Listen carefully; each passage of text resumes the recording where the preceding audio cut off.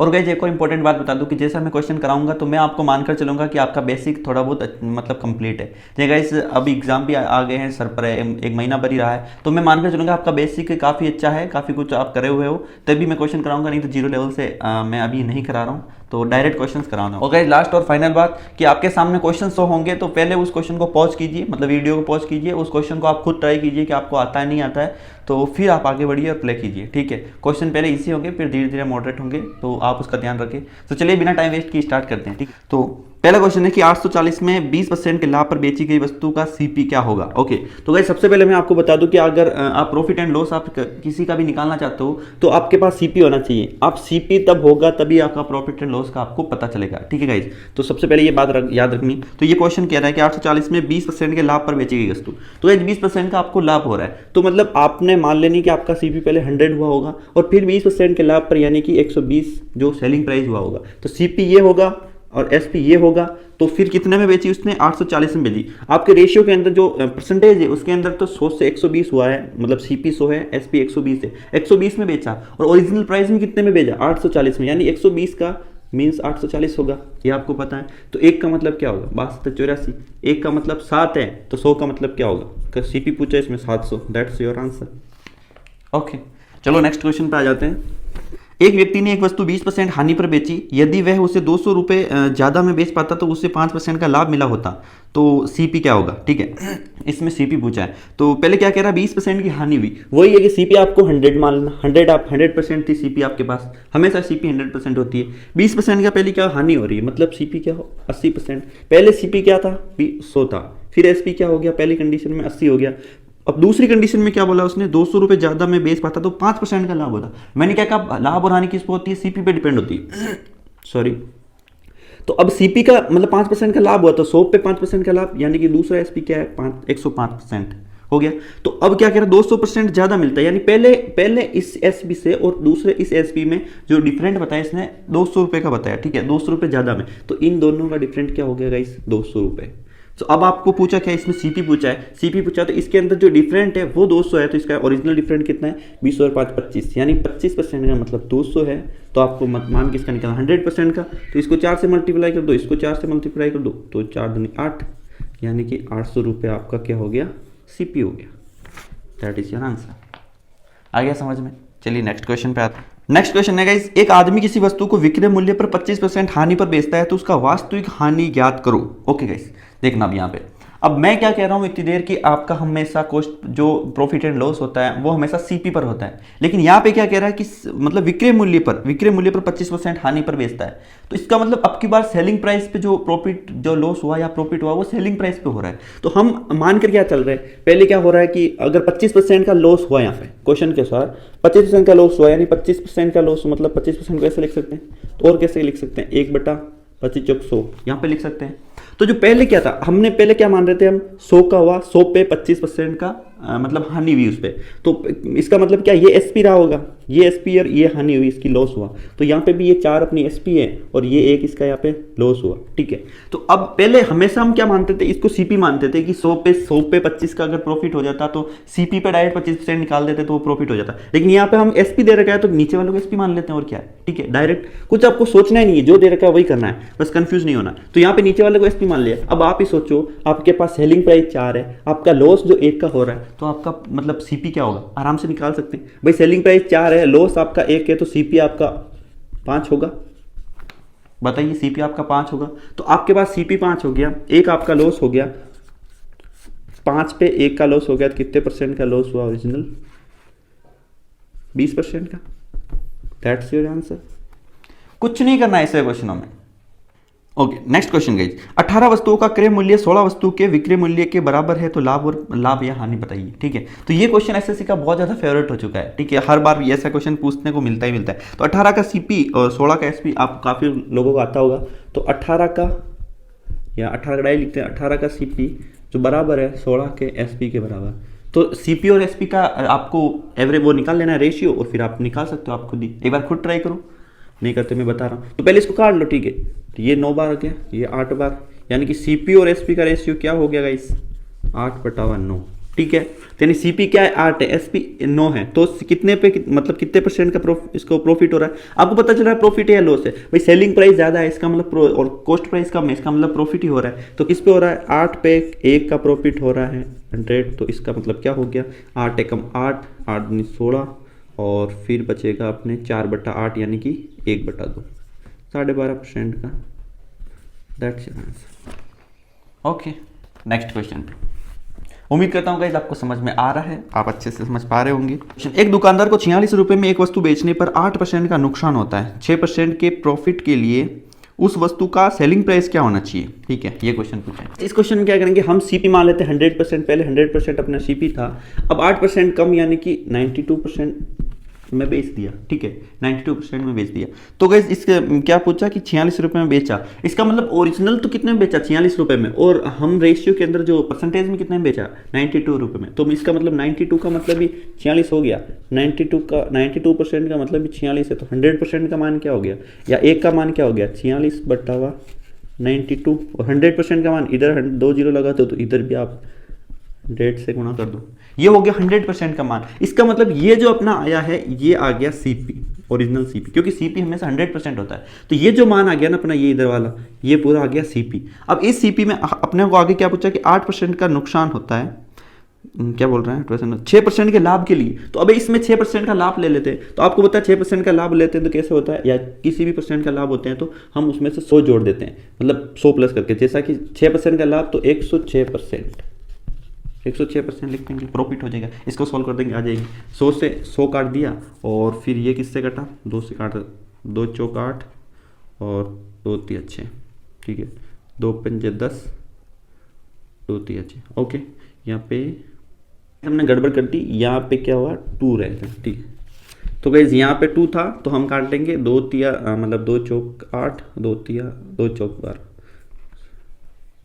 तो गाइस यहाँ पे 92 था तो ये तो 4 से यहाँ पे कट गया और ये इधर से कट गया, 46 से 46 कट गया, तो अपना जो क्या आया था 53 अपना आंसर आ गया। ओके, कुछ नहीं करना। या इस तरह के क्वेश्चन में आप डायरेक्ट कैसे कर सकते हो, देखिए गाइस अब 100 से 100 तो ओरिजिनल कट ही रहा है। इस तरह के बहुत सारे क्वेश्चन आएंगे आपको कि इतने में बेचा इतने में, और फिर उसका प्रॉफिट निकालेंगे। जैसे ये क्वेश्चन है, इसको आप डायरेक्ट कैसे कर सकते हो, कोई आपको 100 लिखने की जरूरत नहीं है। 46 में बेचा 8% के नुकसान पर, इसका मतलब 46 में बेचा 8% का नुकसान हुआ यानी 92 में, तो डायरेक्ट 92 में लिख दो, और जो पूछा है ना उसको डायरेक्ट गुणा कर दो 106%, इसको डायरेक्ट कर दो, क्योंकि 100 से 100 कटेगा। मतलब जो दिया हुआ जो पैसे है वो यहाँ पे लिख दो, और जो परसेंटेज है वो नीचे लिख दो, और डायरेक्ट इसका जो पूछा है आगे लिख दो, या ऐसे लिख दो डायरेक्ट, ये कट फिट के वही आ जाएगा। ठीक है, 53% आ जाएगा। सो गाइस नेक्स्ट क्वेश्चन पे आ जाते हैं। एक विक्रेता ने 1 रुपये में 10 टॉफियां खरीदी, तो 25% के प्रॉफिट के लिए उसे 1 रुपये में कितनी टॉफियां बेचनी चाहिए? ठीक है, तो गाइज मैं जो हर क्वेश्चन करा रहा हूँ, हर क्वेश्चन अलग अलग टाइप का है। आप मत सोचिए कि एक ही टाइप के क्वेश्चन है एक चैप्टर में, मतलब मैं बहुत कम क्वेश्चन करा रहा हूँ, बहुत कम क्वेश्चन में आपका चैप्टर रिवाइज हो जाएगा। ठीक है, जो मैं क्वेश्चन करा रहा हूँ ऐसे सोच के चलो कि हर टाइप के अलग अलग क्वेश्चन आ रहे हैं, जैसा कि आप देख पा रहे हैं। अब ये क्वेश्चन कराते हैं, तो इस पर आप खुद भी प्रैक्टिस कर सकते हैं अलग अलग क्वेश्चन पे, बट जो आपका रिवाइज है वो में तगड़ा हो जाएगा इसमें। तो यहाँ पे 10 टॉफियां खरीदी 25% प्रॉफिट के लिए, उसे कितने रुपए बेचनी चाहिए? आप एक सोचिए, ऐसे अगर कभी भी क्वेश्चन आ जाए या फिर प्रॉफिट एंड लॉस में कोई सा भी क्वेश्चन आ जाए, तो आप एक ही चीज सोचिए कि आप जो क्वेश्चन में पूछा है ना वो आप खुद बन जाइए। जैसे कि यहाँ पे क्या बोल रहा है कि विक्रेता ने, तो आप विक्रेता खुद बन जाइए, दुकानदार खुद बन जाइए, उससे आपको खुद को अंदाजा चलेगा। जैसे कैसे कि 10 टॉफियां खरीदने पर खरीदी गई, ठीक है, 1 रुपये में 10 टॉफियां खरीदी, तो 25% प्रॉफिट पे कितनी बेचनी चाहिए? इसका मतलब प्रॉफिट कब होगा आपका? आप खुद दुकानदार हो, 1 रुपये में पहले 25 टॉफियां मतलब 10 टॉफियां दे रहे थे, अगर आपको प्रॉफिट लेना तो क्या करना पड़ेगा भाई? टॉफियां घटानी पड़ेगी। इसमें एक ही रिलेटेड है कि या तो टॉफिया को घटा दो आपको प्रॉफिट के लिए, या तो टॉफिया कम दे दो सामने वालों को, या फिर आपका पैसा बढ़ा दो उसका, या तो कीमत बढ़ा दो या वस्तु को घटा दो, तभी आपको प्रॉफिट होगा। तो इसमें नॉर्मली बात है, अगर हम पहले क्या टॉफिया कितनी थी 10 थी, अब कह रहे हैं 25% का प्रॉफिट चाहिए, तो नॉर्मली हम क्या गलती करेंगे इस क्वेश्चन में कि यार 25% का प्रॉफिट लेना है तो 125% निकाल दो इसका, और ये आ गया अपना आंसर। लेकिन गाइस ये बिल्कुल गलत है, बिकॉज आपको 10 पहले 10 टॉफियां दे रहे थे, अब आपको 125%, इसका मतलब 10 से ज्यादा दोगे तो आपको तो नुकसान ही होगा ना भाई, आप खुद विक्रेता हो दुकानदार हो। तो ऐसी कंडीशन में आपको क्या करना है, आपके टॉफियों की बात आ जाए, अगर पैसे की बात आ जाए तो आप ऐसा कर सकते हो, लेकिन अगर वस्तु की बात आ जाए तो सिंपली जो ये लिखा है ना इसको उल्टा कर दो, आपका डायरेक्ट आंसर आ जाएगा। कैसे? जैसे 125/100 लिखा, इसको 100/125 लिख दो, आपका आंसर आ जाएगा। ठीक है, तो लो 25 चौक 100, 25 पंजे 125, तो यहाँ से 2 कट गया, और यहाँ पे ओरिजिनल यहाँ पे 8 देनी थी। पहले 1 रुपये में कितनी दे रहे थे आप? 10 दे रहे थे, लेकिन अब 1 रुपये में कितनी दे रहे थे? 8 टॉफियाँ दे रहे थे, तो आप खुद को पता है कम दोगे तो ही आपका प्रॉफिट होगा। तो ये पहले 10 दे रहे थे, अब 8 दे रहे हो, प्रॉफिट हो जाएगा, 25% का प्रॉफिट हो जाएगा। समझ में आ रहा है? चलिए नेक्स्ट क्वेश्चन पे आ जाते हैं। 18 गेंदों को 900 रुपये में बेचने पर 6 गेंदों के लागत मूल्य के बराबर हानि होती है, तो गेंद का कॉस्ट प्राइस बताइए। ठीक है, तो गाइस क्या बोल रहा है कि 18 गेंदों को बेचा तो 9 मतलब 6 गेंदों के लागत मूल्य के बराबर हानि हो रही। सो गाइस इस तरह के क्वेश्चन में क्या करना है आपको, मैंने पहले बताया था कि आप खुद विक्रेता बन जाइए। आप सोचिए जैसे कि 900 रुपये में क्या कर रहा था बंदा, 18 वस्तु बेच रहा था। ठीक है, बेचे ना, 18 वस्तु बेच रहा था। ठीक है, 900 में 18 बेच रहा था, तो उसको 6 वस्तुओं के बराबर हानि हो रही है, मतलब 6 की हानि हो रही है। आप खुद सोचिए, आप खुद दुकानदार हो, आप पहले 18 वस्तु दे रहे हो और आपको हानि हो रही है, इसका मतलब कॉस्ट प्राइस से ज़्यादा दे रहे हो, मतलब कोई चीज़ थी जितनी आपको देनी चाहिए उससे आप ज़्यादा दे रहे हो, तभी आपको हानि हो रही है। तो क्या करेंगे, अब ये वैल्यू जो है ये 18 की वैल्यू ना होकर ये कितने की, आप 6 ज़्यादा दे रहे हो, मतलब 6 की आपको हानि हो रही है, तो 6 ज़्यादा दे रहे हो, तो ओरिजिनल ये कितने की वैल्यू है, ये जो 900 रुपये है ये 18 की ना होकर ये 900 रुपये जो ओरिजिनल है 12 के है, तभी आप सेटिस्फाइड हो पाओगे।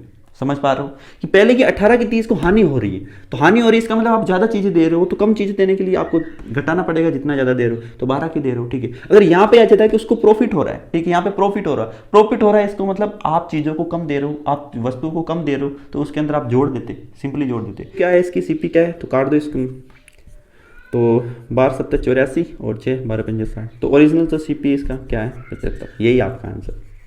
देखिए मैं बहुत कम लाइन के अंदर आपको क्वेश्चंस करा रहा हूँ, आप सोच रहे होंगे कि यार ये क्या है डायरेक्ट चीज़ें, लेकिन यही एग्जाम में काम आएगी, यही आपका एग्जाम क्रैक रहेगी, क्योंकि अगर आप हर चीज़ को मान के चल गए ना कि इतना लंबा चौड़ा, तो फिर आपका कल्याण हो जाएगा।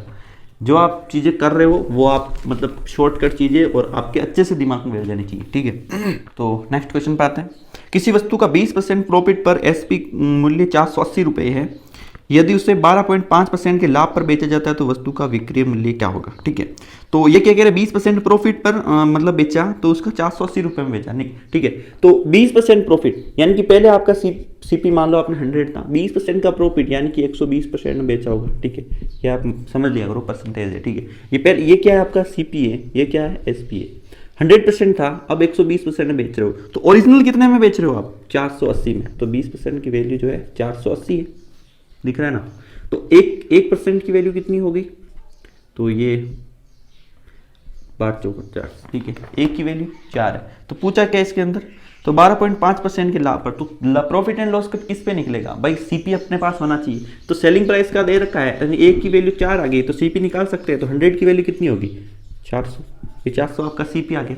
अब क्या कह रहा है बंदा कि 12.5% का प्रॉफिट लेना है, तो तब उसको कितने में बेचेंगे, तो इसका 12.5% निकाल दो, तो क्या करेंगे 100 में 12.5 जोड़ दिया, तो 112.5%, 112.5% ही निकालना है। देखिए ये डायरेक्ट जोड़ रहा हूँ ना, अगर किसी को समझ में नहीं आ रहा तो ऐसे कर सकते हो, जैसे 12.5 जोड़ना, तो 400 का 12.5% निकाल लो आप, पहले ये निकाल लो, फिर इसमें से 400 में से फिर इसको इस वैल्यू को जोड़ना पड़ेगा, तो आप डायरेक्ट 12.5% निकालो। इससे अच्छा है ना कि आप 112.5 निकाल दो, ताकि आपका जो 100% वैल्यू रहेगी वो ऑटोमेटिक इसमें जुड़ जाएगी। समझ रहे हो, मतलब काफ़ी लोगों को समझ में नहीं आ रहा होगा इसलिए बता रहा हूँ। ठीक है, तो ये आप कर सकते हो, तो 0 से ये 0 हटा, बाकी आप कर सकते हो, 4 5 20 की 0 2 4 8 2 10 और 1 4 एकम 4 1 5 और 4 एकम 4, तो यहाँ पे पॉइंट था, यहाँ पे पॉइंट, तो ओरिजिनल जो आपका इस कितने में बेचोगे आप 450 रुपये। आ गया समझ में, क्लियर है बिल्कुल। ठीक है, आगे चलते हैं नेक्स्ट क्वेश्चन पे। क्या कह रहे हैं, यदि राजन 20 रुपये में 21 कलम खरीदता है तथा सभी कलम 21 रुपये में 20 कलम की दर से बेचता है तो लाभ ज्ञात कीजिए। ठीक है, तो बहुत इंटरेस्टिंग क्वेश्चन है, इसको मैं 2-3 मेथड बताऊंगा इसके, तो अच्छा क्वेश्चन भी है, आता है एग्जाम में हर बार। तो क्या कह रहा है, 20 रुपये में 26 कलम, और गैस तो मैं पहला मेथड बता देता हूँ। 20 रुपये में क्या कर रहा है, 21 कलम खरीदता है, और फिर 21 रुपये में क्या कर रहा है, 20 वस्तुएं बेचता है। तो आपको क्या करना है, सबसे पहले याद तो एक चीज़ कर दो कि ये क्या है, खरीद रहा है, ये सीपी है इधर और ये एसपी। ठीक है, यहाँ पे 20 में 21 वस्तुएं खरीद रहा है ये, और 21 के अंदर 20 वस्तु बेच रहा है, तो आप वस्तुओं को बराबर कर दो, वस्तु बराबर कर दो ताकि सेम वस्तु हो जाएगी। तो पहला मेथड क्या है, वस्तु को बराबर कर दो। कैसे करेंगे, तो ये वस्तुएं हैं, तो इसको आप कर दो 21 से मल्टीप्लाई, इसको कर दो आप 20 से मल्टीप्लाई, तो दोनों की वैल्यू बराबर हो गई। तो अगर यहाँ पे 20 की करोगे तो यहाँ पे भी 20 की करनी पड़ेगी, जो कि मैथ का मेथड है। ठीक है, और यहाँ पे करोगे 21 से, यहाँ पे 21 का मेथड, तो ये क्या हो गया यहाँ पे, तो 42 यानी कि 420 वस्तुएं थी, इधर भी 420 आएगा। 420 वस्तुएं थी जो खरीदी कितने में की थी, 400 के अंदर 20 20 400, और बेची कितने में थी, 441 में। तो अब तो आप कर सकते हो भाई, वस्तुएं कितनी थी 420, दोनों की सेम वस्तु। अगर सेम वस्तु को 400 रुपये में खरीदा, 441 में बेचा, तो प्रॉफिट आप निकाल सकते हो कि आप प्रॉफिट क्या हो गया, सेलिंग प्राइस क्या है 400 है, 400 पे कितने में बेचा, 441 में बेचा, यानी प्रॉफिट कितना है 41 का प्रॉफिट है। तो इसका आप निकाल दो 100%, तो ये कट गया, तो ये 41/4 आंसर हो गया, जो कि क्या होगा 4 एकम 4 और फिर 0, ठीक है, फिर 0 हो गया, फिर 2 4 दूनी 8 और 4 दूनी 20, 10.25% का प्रॉफिट हो गया, आ गया। ये तो है पहला मेथड, ठीक है।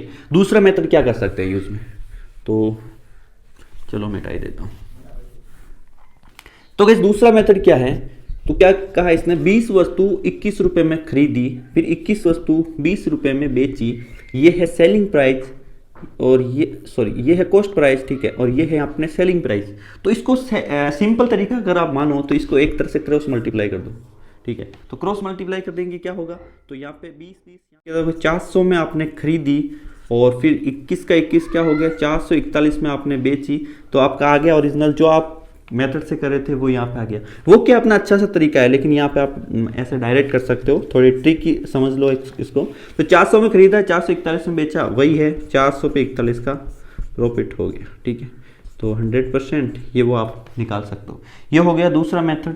तीसरा मेथड क्या है, ठीक है, ओके गाइस। तो तीसरा मेथड क्या है कि आप कह रहा है कि 20 रुपए में 21 वस्तु खरीदता है, ठीक है, ये रुपए है, ठीक है, ये रुपए है और ये वस्तु है, ठीक है, और 21 रुपए में 20 वस्तु बेचता है।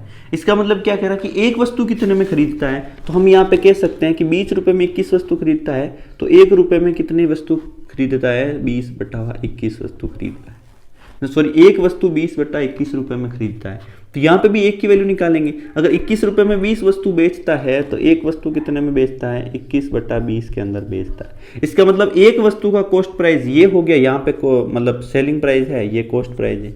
एक वस्तु का कॉस्ट प्राइस ये हो गया, एक वस्तु का सेलिंग प्राइस ये हो गया। तो आप निकाल लो कॉस्ट प्राइस, नीचे लिखते हैं, आपको पता है 20/21।